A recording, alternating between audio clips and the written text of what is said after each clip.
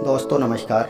स्वागत है आप सभी का आज की इस नई वीडियो में। आज की इस वीडियो का नाम है देवव्रत भीष्म। ये कहानी पितामह भीष्म से संबंध रखती है। राजा शांतनु शिकार खेलते हुए एक दिन गंगा के तट पर चले आए। वहाँ उन्होंने एक अद्भुत दृश्य देखा। गंगा के किनारे पर खड़ा एक सुदर्शन युवक बाणों की बौछार से वेगवान धारा को रोके हुए था। राजा उस युवक के पास पहुंचकर उसका परिचय पूछने ही वाले थे कि देवी गंगा वहां स्वयं उपस्थित हो गई और बोली, राजन, यह आपका ही पुत्र देवव्रत है क्या? राजन चौंके। हाँ राजन। गंगा ने मुस्कुराकर उस युवक को अपने पास बुलाया और कहा, पुत्र, ये ही तुम्हारे पिता हैं, इन्हें प्रणाम करो। देवव्रत ने राजा शांतनु के चरण स्पर्श किए। राजा ने देवव्रत को आनंदित होकर अपने सीने से लगा लिया। पिता पुत्र के मिलन पर देवी गंगा ने कहा, राजन, महर्षि वशिष्ठ ने आपके पुत्र को वेद वेदांगों की शिक्षा दी है। असुरों के आचार्य शुक्राचार्य ने शस्त्र ज्ञान और रण कौशल में पारंगत किया है और भगवान परशुराम ने धनुर्विद्या का ज्ञान दिया है। युद्ध में केवल परशुराम ही आपके इस पुत्र का सामना करने की सामर्थ्य रखते हैं। आपका यह पुत्र जितना कुशल योद्धा है उतना ही कुशल राजनीतिज्ञ भी है। आज आपका यह पुत्र मैं आपको सौंप रही हूँ। अपनी बात कहकर गंगा ने देवव्रत का मस्तक चूमा और उसे आशीर्वाद देकर गंगा की लहरों में समा गई। राजा शांतनु अत्यंत तेजस्वी पुत्र को पाकर प्रफुल्लित मन से अपनी राजधानी लौट आए।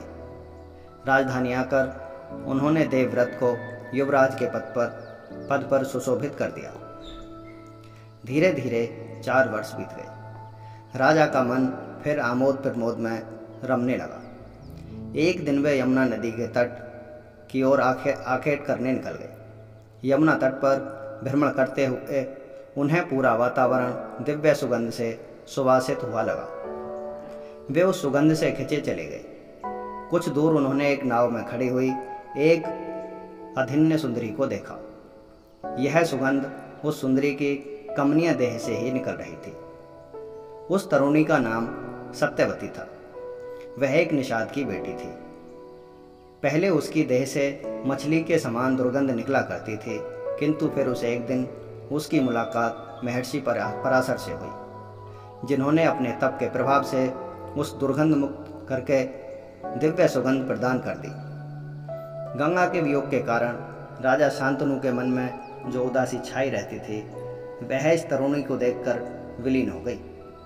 वे उस युवती को संसर्ग पाने के लिए लालायित हो उठे। उनकी काम भावनाएं प्रबल हो उठी। उन्होंने आगे बढ़कर उस सुंदरी से कहा, हे सुंदरी, मैं हस्तिनापुर का राजा शांतनु हूँ। मैं तुमसे विवाह करना चाहता हूँ। क्या तुम मेरा यह प्रणय निवेदन स्वीकार करोगी? सत्यवती ने मुस्कुराकर उत्तर दिया, राजन, मेरे पिता दासराज मल्लाहों के स्वामी हैं। मुझसे विवाह करने के लिए आपको उनकी अनुमति लेनी होगी। राजा शांतनु ने केवटराज दासराज से अपनी इच्छा प्रकट की तो वे बोले, हे राजन, आपके जैसा सुयोग्य वर मेरी कन्या को और कहाँ मिलेगा, पर आपको एक वचन देना होगा। कैसा वचन? शांतनु ने पूछा। राजन, आप मुझे वचन दीजिए कि आपके बाद हस्तिनापुर की राजगद्दी पर मेरी पुत्री के गर्भ से जन्म लेने वाली संतान ही बैठेगी।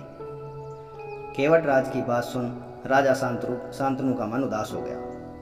वे किसी भी रूप से देवव्रत के अधिकारों का हनन करना नहीं चाहते थे। उनसे वचन देते न बना। निराश होकर वे गहरे अंतर्द्वंद के साथ अपने नगर को लौट आए।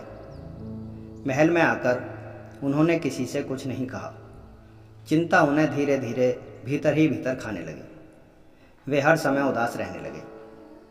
शरीर क्षीण होने लगा। देवव्रत ने देखा कि पिताश्री के मन में कोई न कोई गहन चिंता अवश्य समाई हुई है।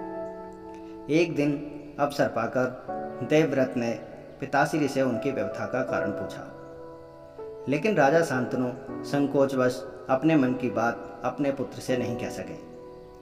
किंतु देवव्रत के बार बार पूछने पर उन्होंने कहा, पुत्र तुम मेरे एकमात्र पुत्र हो, तुम हर समय युद्ध में व्यस्त रहते हो, ईश्वर न करे तुम्हें कुछ हो जाए तो मेरे वंश का क्या होगा, मुझे यही चिंता खाए जा रही है।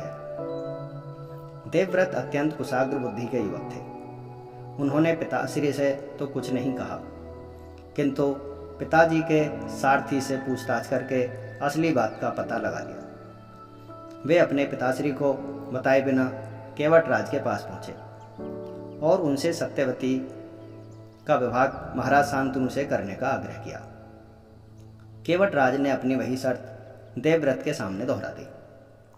इस पर देवव्रत ने केवटराज से कहा, यदि यही बात है तो मैं आपको वचन देता हूँ कि मैं राज्य के सिंहासन पर अपना कोई अधिकार नहीं मांगूंगा। सत्यवती का पुत्र ही पिताश्री के उपरांत राजा होगा। आर्यपुत्र, आप निसंदेह महान हैं, वीर हैं, परंतु मेरे मन में एक शंका और है। मैं जानता हूँ कि आप अपने वचन के पक्के हैं, लेकिन आपकी संतान से तो मैं ऐसी आशा नहीं कर सकता। आप वीर हैं, आपका पुत्र भी वीर ही होगा। यदि उसने मेरे नाती को राज सिंहासन से उतार दिया तो मैं क्या करूँगा? मेरी पुत्री का जीवन तो नरक बन जाएगा। केवटराज की ऐसी बातें सुनकर देवव्रत ने तत्काल आकाश की ओर हाथ उठाकर भीष्म प्रतिज्ञा की। केवटराज, मैं 10 दिशाओं को साक्षी मानकर प्रतिज्ञा करता हूँ कि मैं आजीवन विवाह नहीं करूँगा और आजन्म ब्रह्मचारी रहूँगा। अब तो तुम संतुष्ट हो? केवटराज भी युवा देवव्रत की भीष्म प्रतिज्ञा सुनकर रोमांचित हो उठे। उन्होंने तत्काल अपनी कन्या सत्यवती का विवाह सत्यवती को देवव्रत के साथ भेज दिया। इस प्रकार एक पुत्र ने अपने पिता की प्रसन्नता के लिए अपना पूरा जीवन बलिदान कर दिया। भारतीय संस्कृति में ऐसा महान उदाहरण दूसरा कहीं भी आपको देखने के लिए नहीं मिलेगा। इस प्रतिज्ञा के बाद से ही देवव्रत का नाम भीष्म पड़ गया।